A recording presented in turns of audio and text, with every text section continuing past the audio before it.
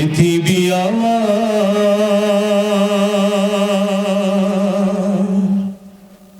আসল ঠিকানা নয়।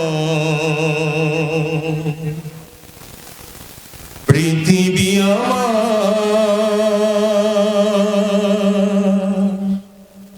আসল ঠিকানা নয়।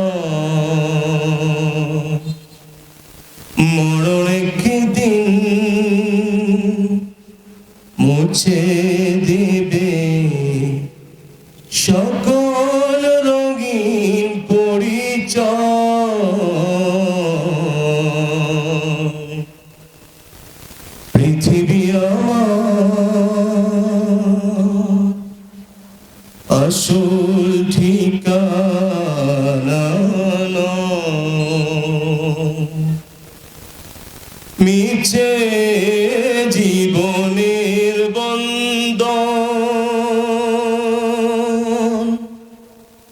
মিছে মায়া স্নেহ প্রীতি ক্রন্দন,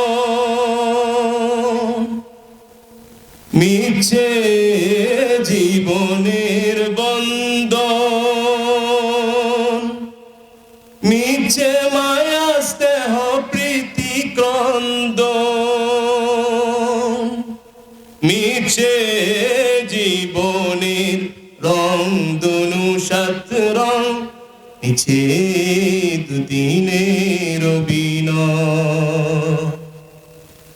পৃথিবী আমার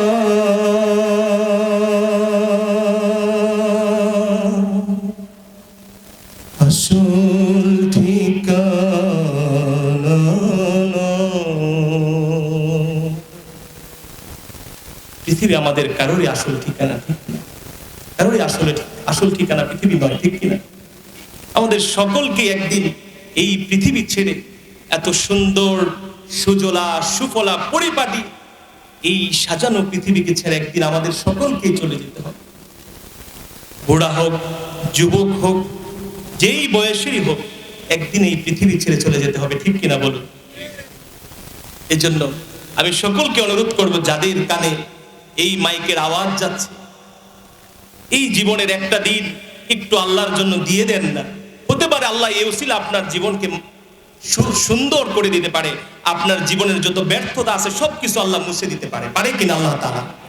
এজন্য আমি সকলকে অনুরোধ করব, যাদের কানে এই মাইকের আওয়াজ পৌঁছাচ্ছে, একটু এসে পড়ুন। আজকের সময়টাই দিন, আগামীকালকে আছে, এই দুইটা দিন একটু দেন। আল্লাহ রাব্বুল আলামিন আপনার জীবন সুন্দর করে দিবে, আপনাকে আল্লাহ তাআলা মাফ করে দিবে।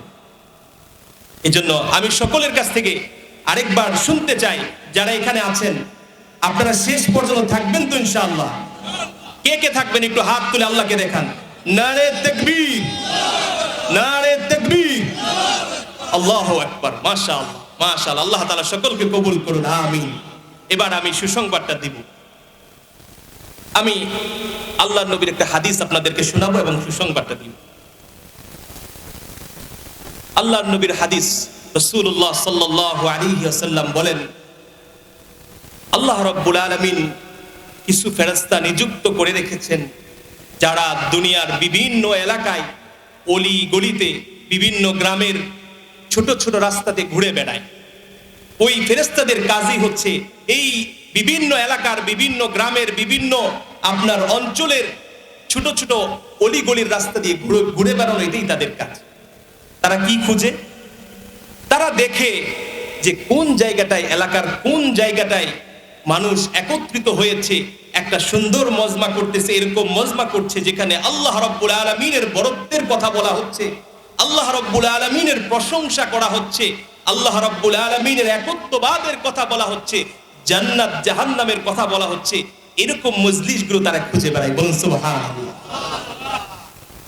এবার যখন ফেরেশতাদের কোনো একটা দল এরকম মজলিস পেয়ে যায়, তখন অন্যান্য ফেরেশতাদেরকে ডেকে বলে, ওই কোথায় আসো তোমরা, আসো আসো, এদিকে আসো, পেয়ে গিয়েছি ওই যে বারাবরের গ্রামে, ওই বারাবর গ্রামে পেয়ে গিয়েছি এরকম একটা মজলিস, আসো তাড়াতাড়ি আসো। এরকম অন্যান্য ফেরেশতাদেরকে ডাকতে শুরু করে। তখন অন্যান্য ফেরেশতারাও এসে কি করে, আপনার এই মজমাটাকে, এই মজলিসটাকে চারদিক থেকে বেষ্টনী করে দেয়, বলুন সুবহানাল্লাহ। চারদিক থেকে বেষ্টন করে রাখে।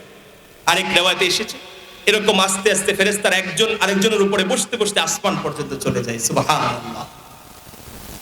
এবার যখন মজমা বা মাহফিল শেষ হয়ে যায়, ফেরেশতারা আস্তে আস্তে দলে দলে আসমানের দিকে যায়। আল্লাহ রাব্বুল আলামিন জিজ্ঞেস করে, ও ফেরেশতারা কোথায় থেকে আসছো তুমি? বলুন তো, আল্লাহ কি জানে না কোথা থেকে আসছে তারা? আল্লাহ জানেন, তবুও তাদের কাছ থেকে শুনতে চাচ্ছেন। কেন শুনতে চাচ্ছেন? ওই যে আল্লাহ তাআলা মানুষ বানাতে চেয়েছিলেন, ফেরেশতাদেরকে বলেছিলেন যে আমি মানুষ বানাবো, আমি মানুষ বানাতে চাই, আমার প্রতিনিধি পাঠাতে চাই দুনিয়াতে। যখন এই কথা আল্লাহ তাআলা ফেরেশতাদেরকে বলেছিলেন, তখন ফেরেশতারা বলেছিল, ইয়া রব, আমরাই তো আপনার ইবাদত করি, আবার কেন মানুষ পাঠাতে হবে দুনিয়াতে? তারা সেখানে গিয়ে বিশৃঙ্খলা করবে, মারামারি করবে, কাটাকাটি করবে, বিভিন্ন রকমের হানাহানি করবে, তাদেরকে দুনিয়াতে পাঠিয়ে লাভ। এই যে ফেরেশতারা নিষেধ করেছিল, এই জন্য আল্লাহ রাব্বুল আলামিন ফেরেশতাদের মুখ থেকে শুনতে চাই তার বান্দার কথা, তার বান্দা যে আসলেই কি করছে এইটা শুনতে চাই ফেরেশতাদের মুখ থেকে আল্লাহ তাআলা। এবার আল্লাহ তাআলা জিজ্ঞেস করে, কোথা থেকে আসছো তোমরা? ফেরেশতা বলে, আল্লাহ, ওই যে বাড়াবরের ওই গ্রামে এরকম একটা সুন্দর মজমা হচ্ছে, মাহফিল হচ্ছে, যেখানে লোকেরা বসে বসে আপনার বড়ত্বের কথা শুনছে। এত রাত্রি পর্যন্ত, শীতের রাত্রি, মানুষ কম্পন ধরে যাচ্ছে, মানুষ কম্বলের নিচে ঘরে বসে থাকতে পারছে না। আর ওই লোকগুলো এই শীতের মধ্যে তেমন কোনো কার্পেট বিছানো নেই, ঠান্ডা একটা পাতলা এরকম একটা কাগজ বিছানো, সেটার উপরে বসে তারা এক ধ্যানে এক মগ্ন হয়ে আপনার কথা শুনছে, আপনার বড়ত্বের কথা শুনছে, আপনার প্রশংসা করছে। আল্লাহ বলে, ও ফেরেশতা, ওই বান্দাগুলোকে আমাকে দেখেছে? ফেরেশতা বলে, না না আল্লাহ, তারা তো আপনাকে দেখে নাই। আল্লাহ রাব্বুল আলামিন বলে, ফেরেশতা, আমার ওই বান্দাগুলো যদি আমাকে দেখতে পেত তাহলে কি করত? ফেরেশতা বলে, রব্বুল আলামিন, আপনার ওই বান্দাগুলো যদি আপনাকে দেখতে পেত তাহলে আরো বেশি বেশি আপনার প্রশংসা করত, আপনার জিকির তারা আরো বেশি বেশি করত, আপনার একত্ববাদের কথা পরস্পর আরো বেশি বেশি বলতো। ঠিক কিনা?